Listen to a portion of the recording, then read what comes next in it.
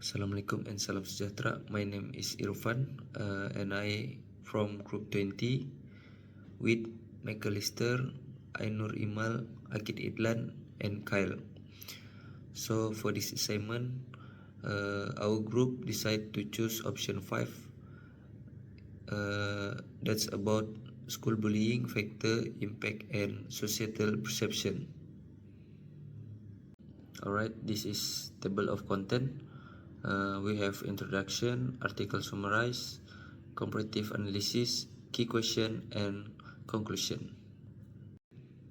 For the introduction, bullying is a complex and widespread social issue not only present at school and higher education level but also across diverse cultural and geographical background. The issue, which is a manifestation of repeated aggression behavior and power imbalance, has serious impact on the psychological, emotional, and physical well-being of individual. This assignment includes a literal review and comparison of two major articles that touch on the issue of bullying in different contexts. So this is the two article. For article 1 titled Exploring Student Perception of Bullying, Case of Study in a Malaysian Higher Education Institution. This article focuses on the context of higher education institution in Malaysia and identify peer influence as the strong driving factor of bullying, which occurs in the social environment of the physical campus. For the article 2 titled Emotional Impact of Bullying and Cyberbullying, Perception and Effect on Students. This article discusses the issue of bullying and cyberbullying at school and university level in the US. The main focus is on several emotional effects such as anxiety, depression, and PTSD, post-traumatic stress disorder, causes by aggression and power imbalance. Next part of our flipbook is the article summaries. For article 1, which is exploring students' perception of bullying, case study in a Malaysian higher education institution, which was published in 2024.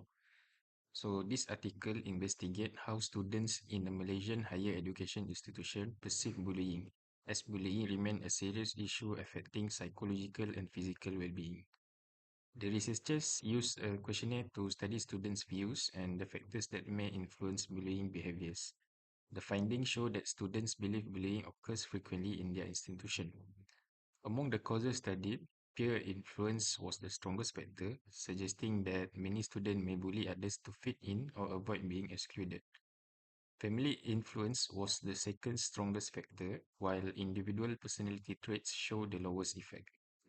The study also tested gender differences and found no significant difference between male and female students' perception, which means bullying is seen as a shared issue across genders. The article highlights real cases such as the fatal UPNM case to show that bullying can escalate into severe harm. The study argues that bullying is shaped by social environment and relationship rather than individual behavior alone. The authors recommend awareness programs, stronger reporting system, and supportive peer network to help prevent bullying. They also encourage parents to build stronger emotional connection with their children, as healthy self-esteem can protect them from negative social pressure. Overall, the research contributes to understanding how bullying is perceived in Malaysian universities and emphasize that prevention efforts should involve student, families, and institutions equally. Hello, my name is Kel. My metric number is X6561. Today I will present article 2. That's a global article or outside from Malaysia article. I will mention about two important topic here.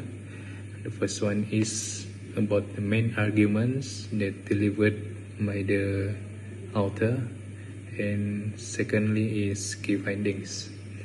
The main arguments consist of bullying and cyberbullying causing serious and long-lasting emotional harm. Secondly is emotional effects. These are anxiety, depression, and shame that can disrupt academic performance and social relationships.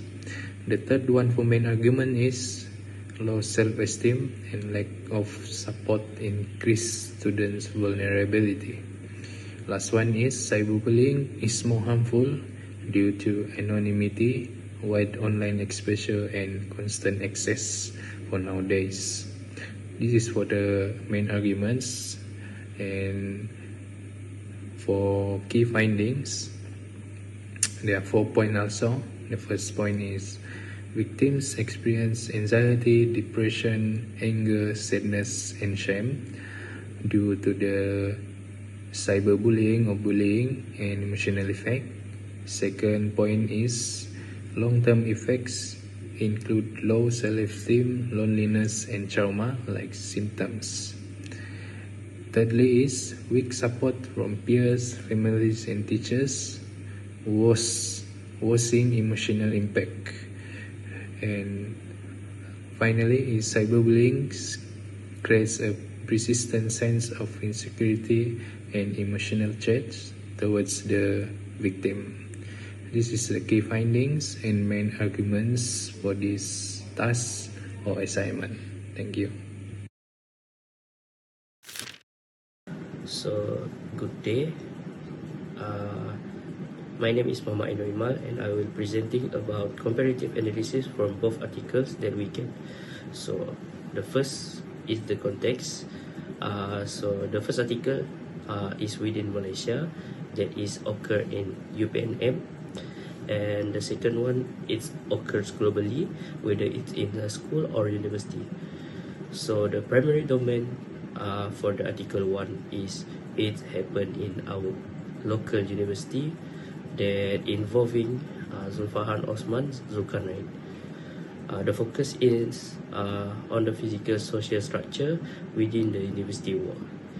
And then the second article is occurs physically, such as in university, in school, and then it can be happen or always happen in cyber and digital the environment.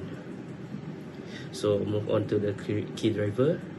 So the first article suggests that bullying often in collective behavior where it's driven by the need of group acceptance. So it's some sort of peer pressure for the bullies. And Article 2 views it as an individualistic act of aggression driven by dominance and facilitated by victim of isolation. So the main impact from this article is Article 1 treats bullying as social issue, requiring administrative awareness, while Article 2 treats it as public mental health, requiring psychological intervention. So the solution that we get for both is family bonding, reporting, and self-defense. So for the first article, it emphasized the role of family institution. So Article 2, we need psychological support, resilience building, and institutional policy. It calls for zero tolerance policies and resilience training to help students regulate emotions and self-efficacy. So that's all from me. Thank you. Hi, I'm McAllister and I will be presenting on key questions surrounding school bullying. So the first key question will be the factors. What drives this behavior? Let's begin by examining the underlying factors. Firstly, we must confront the question of socialization versus failure of control, in which is school bullying primarily a result of aggressive socialization, where children learn violence from home or media, Or is it a failure of social control, meaning that schools are simply not enforcing rules effectively? Next, we will look at the group environment by asking about group dynamics. To what extent does peer pressure or the desire for social status within the school hierarchy drive bullying behavior? And finally, regarding the environment itself, we must question the institutional environment. To what degree does a competitive educational environment or lack of observation foster an institution where deviance can thrive? Moving on to the impacts, what are the consequences? So, we will explore the destructive consequences for those involved. We will address the concept of alienation and marginalization. How does bullying contribute to the social exclusion of victims? And in what way does this affect their long term capacity to function in society? Furthermore, we must also understand the severe long term risks posed by the cycle of deviance. Does bullying trauma force a bullied individual into engaging in deviant acts, such as acts of revenge, delinquent behaviors, or profound social withdrawal? So, finally, we will turn our lens outward to societal perception. Our first key question concerns labeling theory. How does labeling a student a bully or a victim impact their sense of identity and subsequent behavior? And will this negative labeling follow them? We must also challenge the normalization of violence. Is bullying viewed as a serious deviant act, or is it too often dismissed as a normal rite of passage, exerted in a kids being kids fashion? Lastly, we must also consider cultural relativism. How do cultural norms in our local context, compared to those in other countries, affect the definition of bullying? Does behavior dismissed as harmless teasing in one society constitute deviant aggression in the other? So, in closing, the answer to these key questions, spanning factors, impacts, and societal perceptions, are not easy, but they are also essential. Only by seeking these answers can we move beyond surface level interventions and work toward comprehensive, lasting change in our school. Thank you. In conclusion, both articles agree that bullying and cyberbullying are significant social problems in higher education institutions, influenced by environmental, social, and cultural factors, with contributor. The primary impact is profound emotional damage like anxiety and depression that goes beyond immediate stress and impairs students' self-esteem and academic performance. In particular, cyberbullying presents a more intense and constant threat due to anonymity and widespread online exposure.